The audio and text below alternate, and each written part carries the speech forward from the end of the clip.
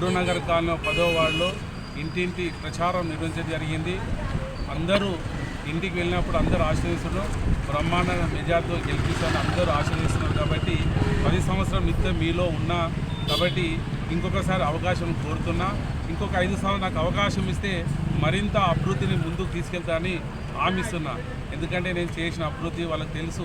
నేను వాళ్ళ ఒక మామగా, కాకగా, అన్నగా నిరంతరం 24 గంటలు వాళ్ళ ఇంట్లో ఉండే బిడ్డనే కాబట్టి వాళ్ళు గమనిస్తారు. పొద్దున్న లేవగానే నేను గురునాథ్ చుట్టే తిరుగుతా. నాకు ఉద్యోగం అంటే వాళ్ళే, నా ప్రజలు వాళ్ళే, అక్కడ నా చెల్లెళ్ళని కోరుకునే వ్యక్తి నేను. ఈనాడు ఎలక్షన్లు వచ్చినప్పుడు 5 ఏళ్ళకోసారి నామినేషన్ వేస్తారు, ఓడిపోగానే మళ్ళీ ఈ సరిహద్దులో ఇట్లా కనిపించరు. అలాంటి వ్యక్తుల గురించి ఒక్కసారి ఆలోచన. గతంలో 10 సంవత్సరాలు నా మీద నామినేషన్ చేసిన, మరి ఇదివరకు ఒక్కనాడు గిట్ట గురునగర్ కాలనీ చూడలేరు. ఇప్పటివరకు వాళ్ళ ముఖాలు గిట్ట చూడలేరు. ఇప్పుడు నిలబడ్డ వ్యక్తులు గిట్ట అంతే. మళ్ళీ ఎప్పుడు మీ ముందుకు రారు, వాళ్ళని ఎప్పుడు గిట్ట కనిపించరు. కానీ అలాంటికి మీరు ఓటేసినప్పుడు ఒక్కసారి ఆలోచించండి.